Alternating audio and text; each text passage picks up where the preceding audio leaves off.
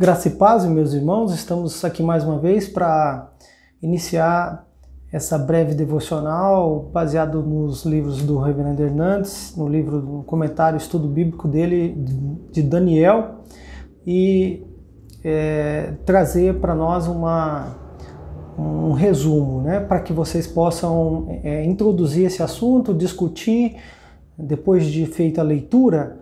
Então vocês podem ouvir essa mensagem e, claro, ir muito além dela e trabalhar o texto entre vocês, tirar lições e, após louvar a Deus, cantar, exaltar, orar uns pelos outros, tá?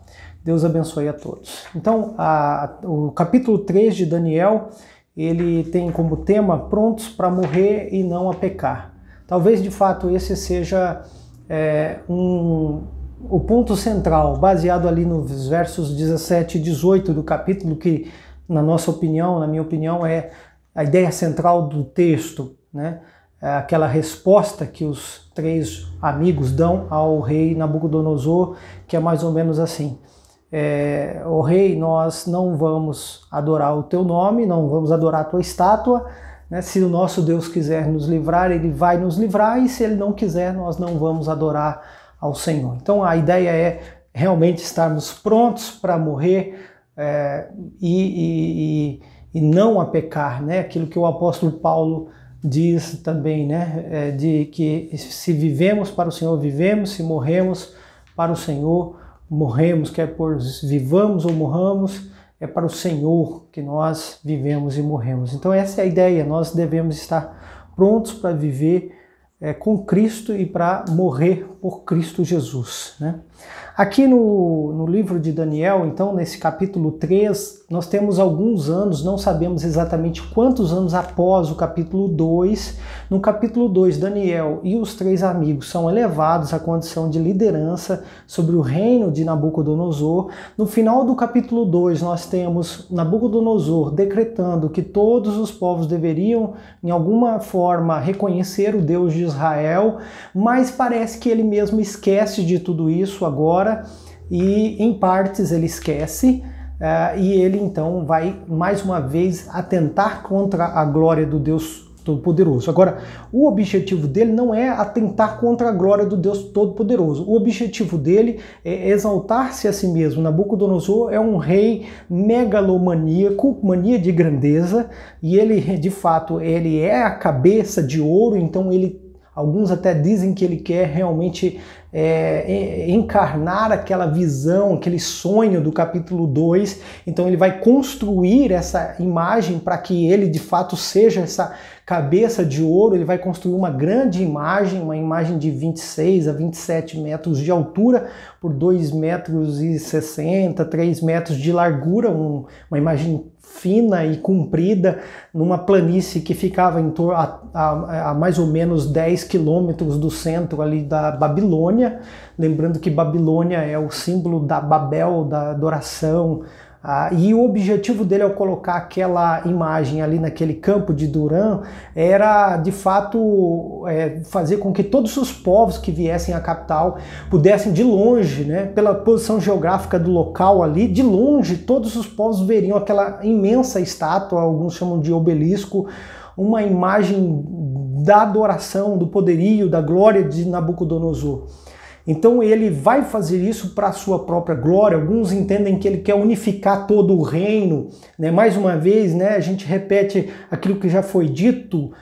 Nabucodonosor é a primeira tentativa de construir um grande império depois de Babel, de ser o detentor do monopólio dos pensamentos e do monopólio do dinheiro e da cultura e do governo e do domínio mundial.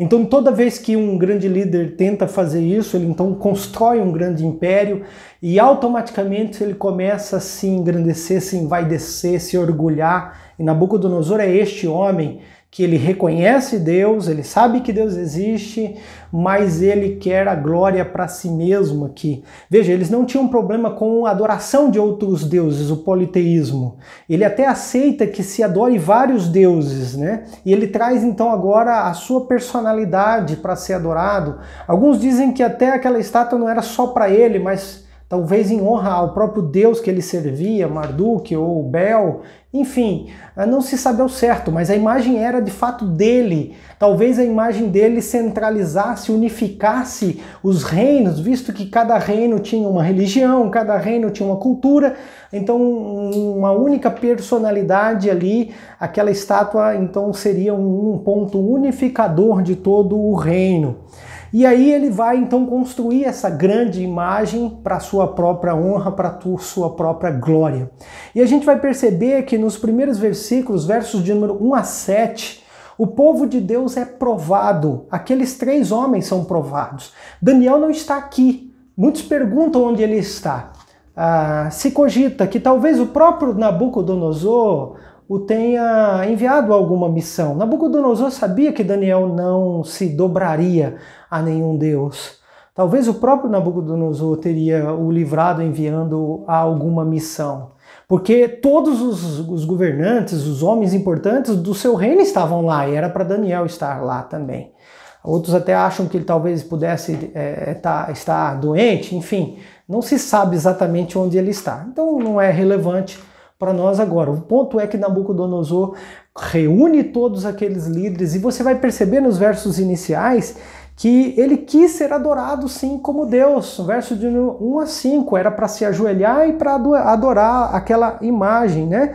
Era uma religião totalitária, era um braço totalitário, um poder estatal muito grande. E quem está ali com eles? Os líderes, os governantes, os homens importantes, aqueles que detêm o respeito, os cabelos brancos, a glória desse mundo, os prefeitos, os juízes. Quem são os que vos perseguem? Disse Tiago. Não são os líderes, os grandes que vos perseguem? Sim, são eles. Sempre foram na história do mundo e sempre serão até o fim do mundo. Aqui também, essa liderança está aqui reunida. E ninguém tem coragem de dizer não à barbaridade, à loucura, à consciência obtusa, endurecida e maníaca daquele rei, né? As pessoas, elas vão se dobrar. Elas vão reconhecer, porque a religião do terror impõe medo, a religião do horror, ela é cruel, ela não demonstra amor.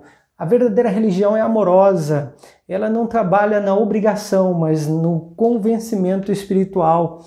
A verdadeira religião, ela não precisa da força, ela precisa do temor, do verdadeiro temor.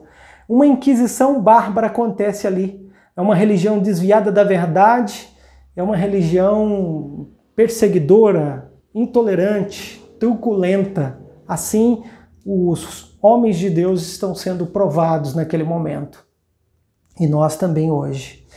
Versos de número 8 a 12, nós temos a acusação. A acusação daqueles que estão prontos, com o dedo apontados, dizendo: estes homens não adoram, não fazem caso de ti. Veja que eles exageram na argumentação, eles interpretam a atitude dos 3 homens ao ficarem de pé no meio daquela multidão, muita gente, o som de músicas, a música sendo usada para manipulação das massas, todos eles ali ouvindo, a música para, e aqueles 3 homens de pé. Que coragem, não é? Eles têm uma coragem tremenda. Qual é o mandamento que eles estão obedecendo?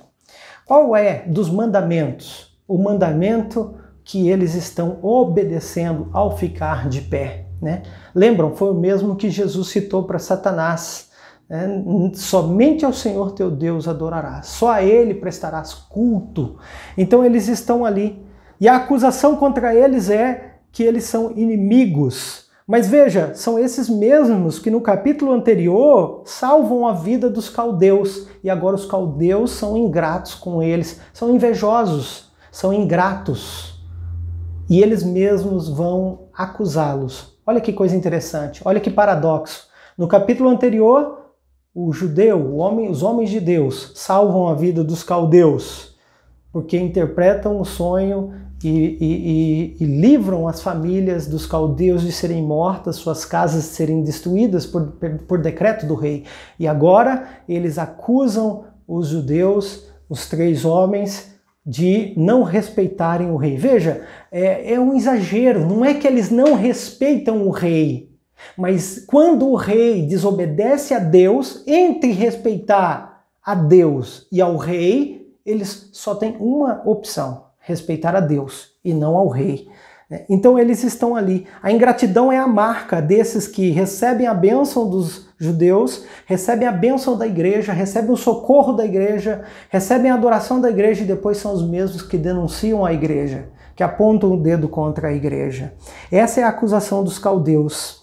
Eles estão ali. São invejosos, estão buscando a destruição dos seus concorrentes. Esse é o objetivo deles. Não fizeram caso de ti, disseram eles ao rei Nabucodonosor. Isso foi interpretação dos homens maus.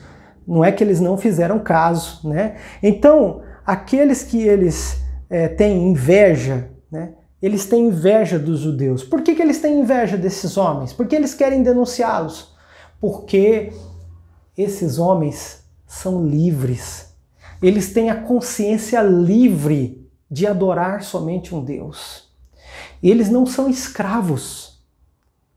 E a liberdade que eles têm causa inveja, causa horror. Porque todos os líderes, os grandes, estão ali, escravizados diante de um rei megalomaníaco, tendo que se ajoelhar e fazer a vontade dele.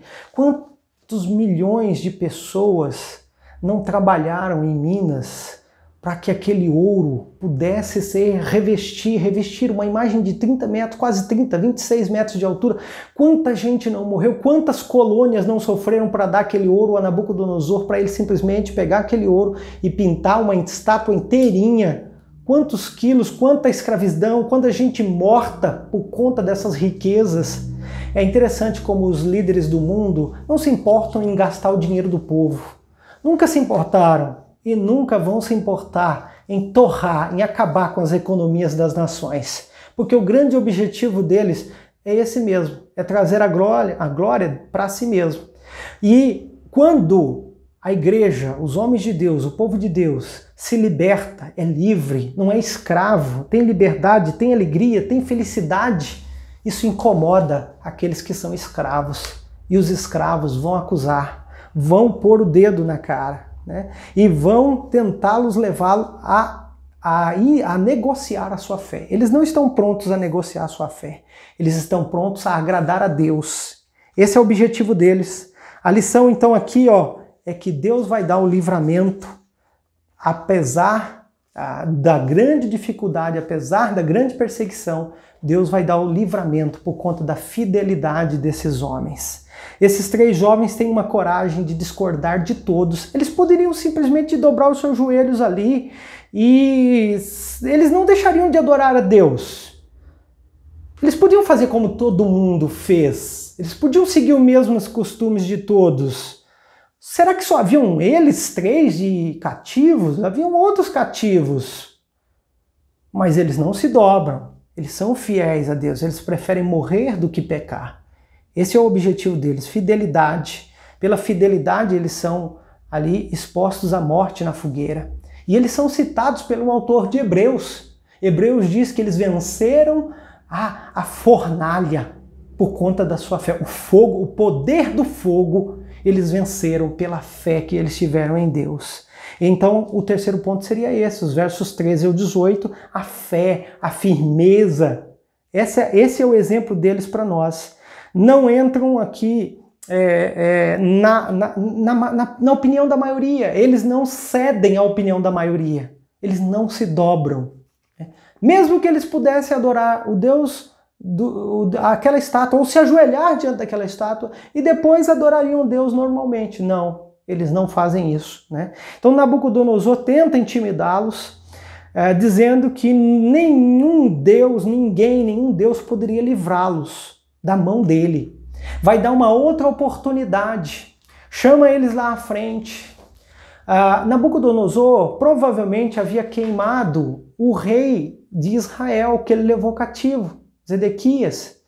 Ele costumava queimar os seus inimigos em fogueiras. Essas fogueiras, alguns dizem que eram buracos no chão, outros dizem que eram olarias, onde se queimava, cozinhava tijolos.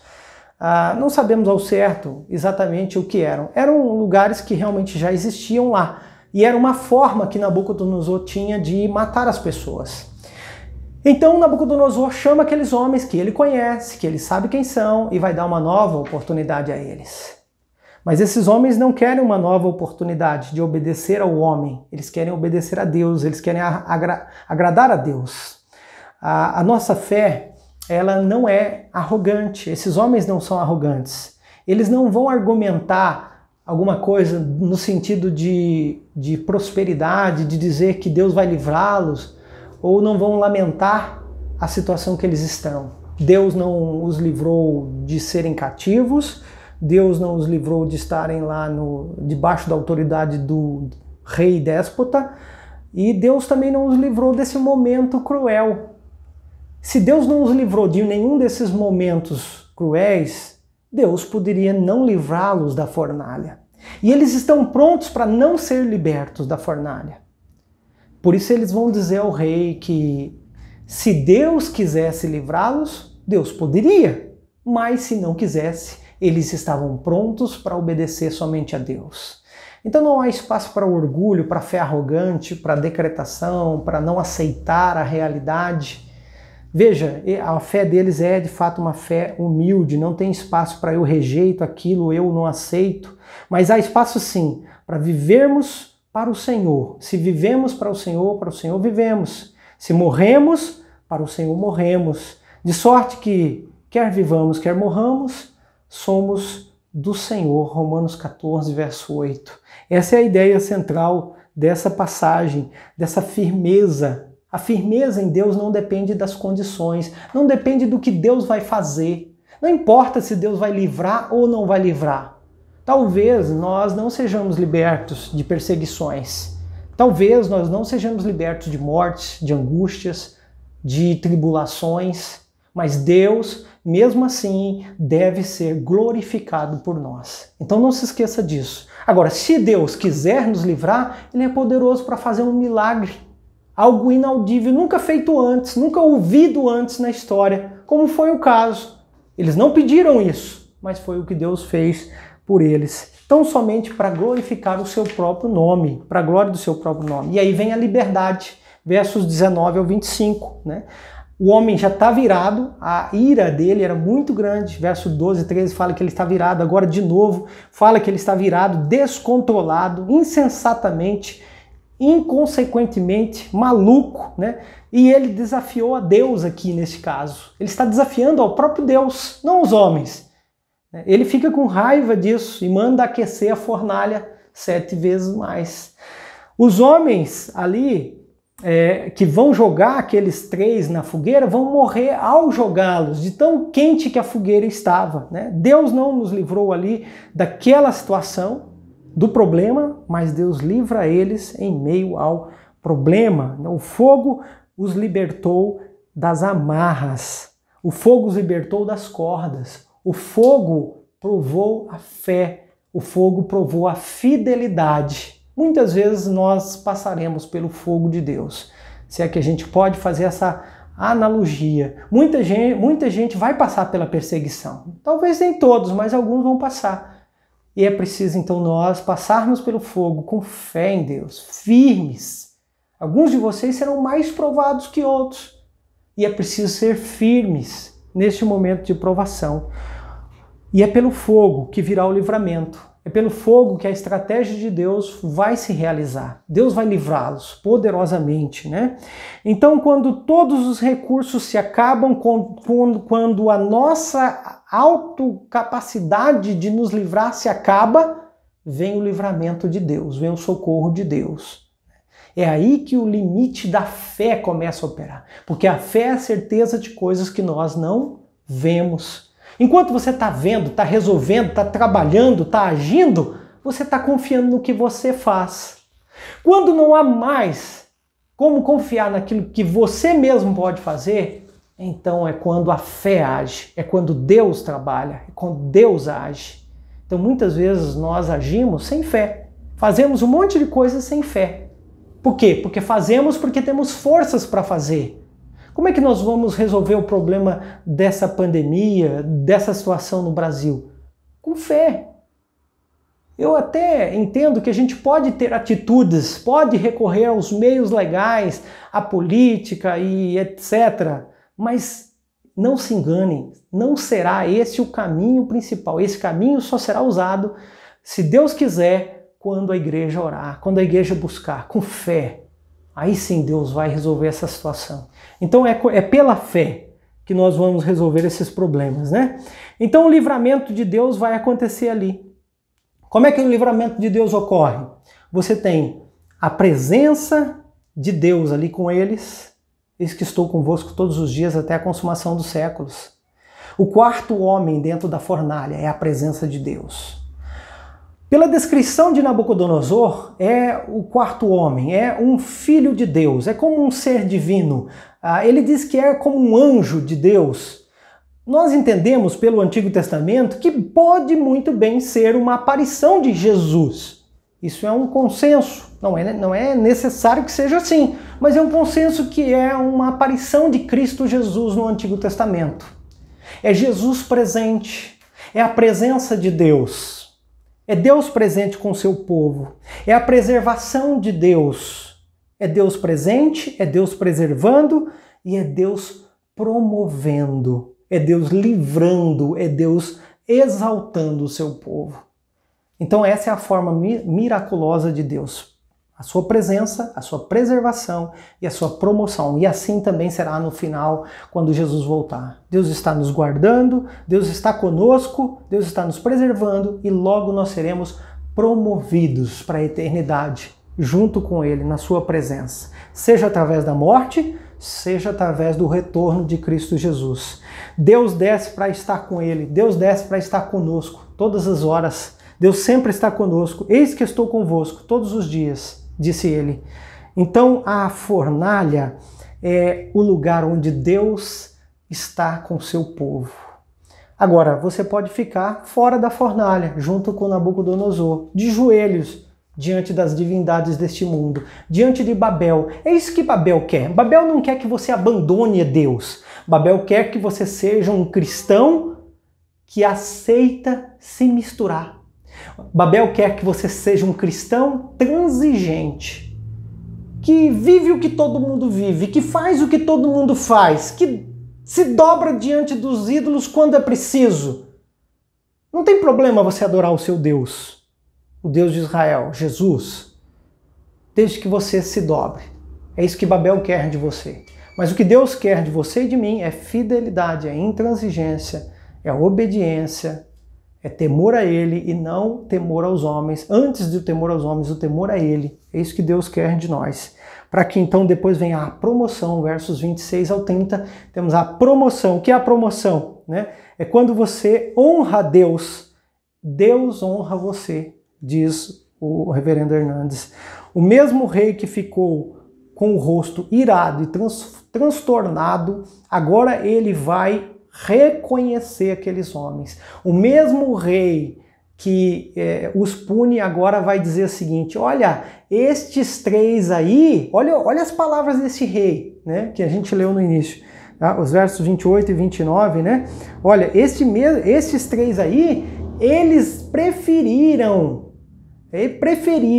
antes de honrar a mim, eles preferiram honrar o Deus deles. Eles preferiram desobedecer a mim e sofrer, arriscar a morte, arriscar a vida deles ao desobedecerem o seu Deus.